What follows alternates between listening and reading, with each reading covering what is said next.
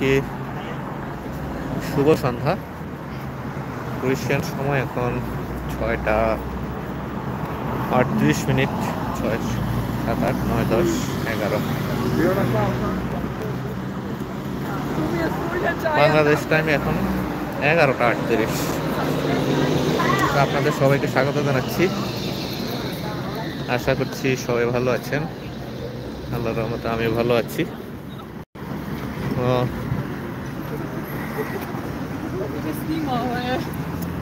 এখন আলো আধারিতে রাস্তায় বের হয়েছি বলতে ব্যাংকে আসছিলাম একটা অ্যাকাউন্ট করার জন্য।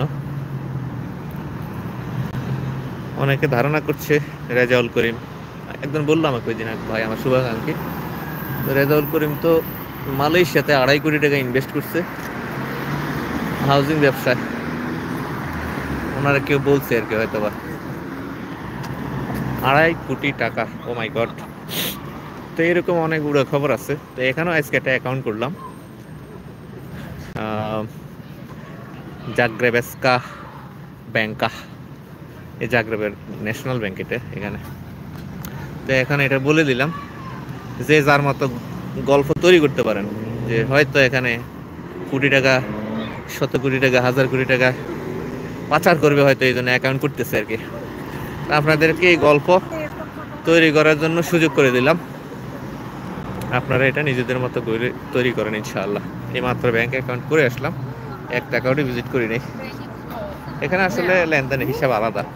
আপনার স্যালারি অ্যাকাউন্ট, তো যেহেতু ওয়ার্ক পারমিট বিষয়ে আসছি, স্যালারি অ্যাকাউন্ট, তো সেই হিসাবে আপনারা জানেন যারা স্যালারি অ্যাকাউন্ট খোলে, এবং স্যালারি অ্যাকাউন্টের এগেনিস্টে রেস্ট্রিকশন থাকে লেনদেনের ক্ষেত্রে, সব ক্ষেত্রে আর কি রেস্ট্রিকশন থাকে এবং লিমিটস থাকে লেনদেনের।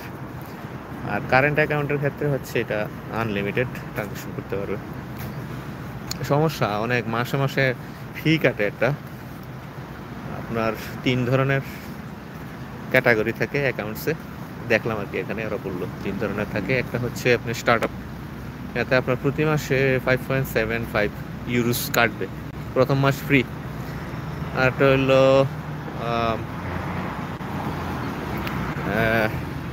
স্মার্ট, ওইটা আপনার 11.5 ইউরো কাটবে। আর একটা হচ্ছে সুপিরিয়র, ওইটা আমি জিজ্ঞেস করি নাই, কারণ ওইটা আমাদের দরকার নেই। তো আমাদের বাংলাদেশি ভাইয়েরা যারা অ্যাকাউন্ট করে আর কি, যারা বিজনেস করে না, জব অ্যাকাউন্ট করে, তারা সাধারণত স্টার্ট আপ যেটা ওইটাই করে। এখান থেকে মোবাইল ব্যাংকিং সহ সব কিছু করা যায়। বাট আপনি যদি স্মার্টটা খোলেন, ক্যাটাগরি চুজ করেন, সেক্ষেত্রে আপনি ইন্টারনাল লেনদেনের পাশাপাশি এখানে অ্যাকাউন্ট থেকে সরাসরি বাংলাদেশের অ্যাকাউন্টে আপনি টাকা পাঠাইতে পারবেন। এটা একটা সুবিধা আছে। সেক্ষেত্রে পয়সা করি অনেক বেশি কাটে, ট্যাক্স কাটে বেশি। আর ইউরোপের লাইফ তো অনেকে মনে করেন যে খুবই সহজ সরল লাইফ, হয়তো বা খরচ মরচ কম, আয় রোজগার বেশি, এরকম মনে করে অনেকে। আসলে কিন্তু ব্যাপারটা এরকম না, এখানে অনেক এক্সপেন্সিভ সব কিছুর ক্ষেত্রেই। সব বাসা ভাড়া তো মারাত্মক অবস্থা, যেটা দেখলাম। আর আয় রোজগার তো ক্রোয়েশিয়াতে যারা জব করে তারা সাধারণত 800 থেকে 1000 পরিশ্রম অনুযায়ী আর কি। যারা ফুড ডেলিভারি করে, ড্রাইভিং করে, তারা আবার ভালো কামাইতেছে। কোনো কোনো ট্যাক্সি ড্রাইভার, একদিন ওই দিন আমার এক বাঙালির সাথে ট্যাক্সিতে চড়ার সুযোগ হয়েছে। উনি বোল্ট একটা সফটওয়্যার আছে, ওইটাতে চালায় আর কি। উবার আছে, বোল্ট আছে, বোল্টে চালাইলো। তো ওর সাথে অনেকক্ষণ কথা বললাম, যেহেতু প্রায় আধা ঘন্টার জার্নি ছিল আমাদের একসাথে। সে আমাকে অনেক ইনফরমেশন দিল। সে মিডল ইস্ট থেকে আসছে, আসার পরে মিডল ইস্টের যে লাইসেন্স ছিল সেটা দিয়ে সরাসরি সে ফুড ডেলিভারিতে কাজ শুরু করতে পারছে, বা ট্যাক্সি চালানো শুরু করতে পারছে। বাট এখন কিন্তু এটা হয় না। এখন নাকি এখানে আসার পরে টিএসসি পেয়ে 6 মাস তাকে ওয়েট করতে হয়। 6 মাস ওয়েট করে দেন হচ্ছে সে তার যে ড্রাইভিং লাইসেন্স এটা রিপ্লেস করতে পারবে, বা ড্রাইভিং করার জন্য সে গাড়ি পাবে, তার আগে পাবে না। তো ও আমাকে বললো যে আমি মোটামুটি প্রতি মাসে 1500 থেকে 2200 ইউরোস তার ইনকাম হয়। এটা অনেক বড়। এই জন্য আমরা বলি কাজ শিখে আসলে আসলে যে কোনো কাজই শিখেন না কেন, যেটাই শিখেন ওইটা আপনার জন্য অনেক কাজে লাগবে এবং সেটা খুব ভালো হবে। আজকে তাপমাত্রাটা একটু কম, মোটামুটি এখন 3 ডিগ্রি সেলসিয়াস এবং ফিল লাইক 1। রাতের দিকে দেখলাম -1 হয়ে যাবে। আর দুপুরের পরে মোটামুটি ছোট ছোট বরফের মতো এরকম পড়ছে আর কি। বৃষ্টি ছিল, বৃষ্টির সাথে এগুলো পড়ছে আর কি। আমাদের গ্রামের এলাকায় আমরা যেরকম বলতাম না শিল পড়ে, ওইরকম ছোট ছোট এগুলো পড়ছে। তো এই কারণে হয়তো এখন ঠান্ডাটা আরো বেশি আর কি। তো এখন সন্ধ্যার পর এমনিতে আসলাম, কারো কোনো প্রশ্নের উত্তর দেওয়ার জন্য না, বা কোনো কিছু শেয়ার করার জন্য না, কোনো সার্কুলার দেওয়ার জন্য না, এমনিতেই আসলাম আর কি। আপনাদের সাথে কিছু ব্যাপার শেয়ার করলাম যেটা আজকে আমার সাথে ঘটলো আর কি। যেমন ব্যাংকে গেলাম, ব্যাংকের সাথে কি হলো না হলো এটা আপনাদেরকে বললাম। দিনে দিনে কিন্তু ব্যাংক অ্যাকাউন্ট হয়ে গেছে, ইভেন অ্যাপস নামিয়ে তারা অ্যাপসটাও অ্যাক্টিভ করাই দিচ্ছে আর কি। এই জিনিসটা করতে পারলাম, আলহামদুলিল্লাহ খুব ভালো লাগছে। আর আমার খুব মন ছুটে গেছে বলা চলে। কিন্তু কাজগুলো সেরে আল্লাহ চাইতে যতদূর সম্ভব দেশে চলে আসবো। অনেকে কমেন্ট করছে দেখছি।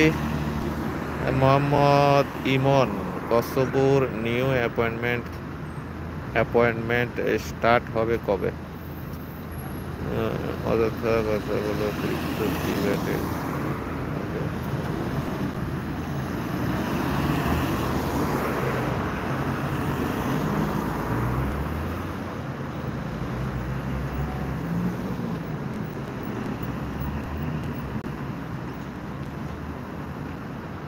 ঠান্ডা, ভালো ঠান্ডা আজকে ভাইয়া, ভালোই ঠান্ডা, অনেক ঠান্ডা। আল্লাহু আকবার, আল্লাহু আকবার। যারা দেখছেন আসলে সবাইকে অনেক অনেক কৃতজ্ঞতা জানাচ্ছি। এখন সময় বাংলাদেশ সময় 10:30টার উপরে, সরি 11:30, 11:45 মতো বাজে। তো আমি একটু দেখলাম আর কি, আসলে এই সময়টাতে যদি আপনাদের সাথে আমি কথা বলতে আসি তখন হয়তো বা অনেকে আমার সাথে এঙ্গেজ থাকতে পারবে না। এখন অলরেডি 273 জন আমার সাথে এঙ্গেজ আছেন, এটা দেখে আর ভালো লাগলো। তো এইভাবেই করা হবে ইনশাল্লাহ, চেষ্টা করব। অনেকগুলো ইনফরমেশন আছে, সেগুলো নিয়ে কালকে সময় নিয়ে আপনাদের সামনে আসবো ইনশাল্লাহ, কথা বলবো। সবাই দোয়া করবেন। আর এখানে তো বড়দিনের উৎসব শুরু হওয়ার সময় হয়ে গেল, ছুটি ছাটাও সামনে শুরু হয়ে যাবে ইনশাল্লাহ। আর আজকে আমাদের 16টা পুলিশ ক্লিয়ারেন্স অ্যাটাস্টেশন হয়ে আসছে, অফিসে পাঠিয়ে দিয়েছি। এগুলো হয়তো কালকে অফিস টাইমে সবাইকে জানিয়ে দিবে ক্রোয়েশিয়ার কারকারগুলো আসলো আর কি। হ্যাঁ, আমি কোন দেশে থাকি না ভাইয়া, বাংলাদেশে থাকি, ক্রোয়েশিয়াতে আসছি, আবার চলে আসবো দ্রুত ইনশাল্লাহ। ভালো আছি আলহামদুলিল্লাহ, ভালো আছি আল্লাহর রহমতে।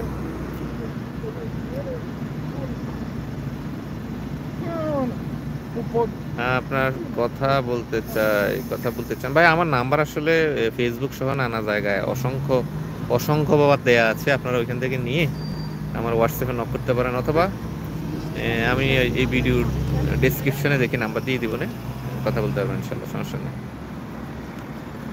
আর বুলগেরিয়ার বিষয়টা আল্লাহ যদি বাঁচায়, কি বলবো আসলে, আমাদের কিছু যাওয়ার কথা আছে ইন্ডিয়াতে ইনশাল্লাহ। ওদের 30 তারিখে অ্যাপয়েন্টমেন্ট আছে, তার মধ্যে আবার কয়েকজন ইন্ডিয়ার ভিসাই পায় নাই। সমস্যার পর সমস্যা, একবার হলে ডেট পায় না, আবার হলে ভিসা পায় না, ভিসা হলে ডেট হয় না, ডেট হলে ভিসা হয় না, এগুলো প্রবলেম। এখন আশাবাদী, আশায় বুক বেঁধে আছি, বাংলাদেশে যদি কনসুলেট সেবা চালু হয় সবার জন্যই ভালো হবে, এই আশায় আসলে বুক বেঁধে আছি আর কি। দোয়া করবেন সবাই, এই আশায় আছি। এছাড়া বিস্তারিত কোনো আপডেট নেই বুলগেরিয়ার বিষয়ে, আর কোনো বিস্তারিত কথা নাই। এই ঘুরে ফিরে প্রতিদিন এই এসব কথাই বলতে হবে, ঠিক আছে? আপনার এম্বাসিতে খুব শীঘ্রই আপনার, না আমার এম্বাসি না তো, আমাদের অফিস গ্লোবাল হলিডে লিমিটেড, আমাদের অফিস। এম্বাসি তো আমাদের নাই, আমাদের এম্বাসি আসবে কোথা থেকে? আমরা তো জাস্ট প্রসেস করি ভাইয়া।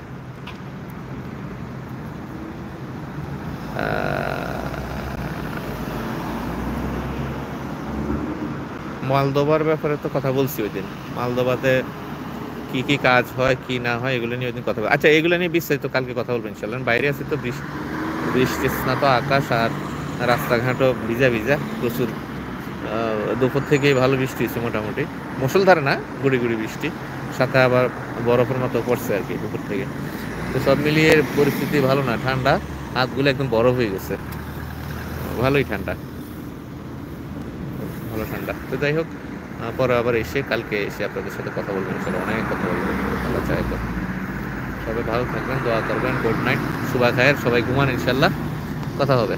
আসসালামু আলাইকুম রহমতুল্লাহ।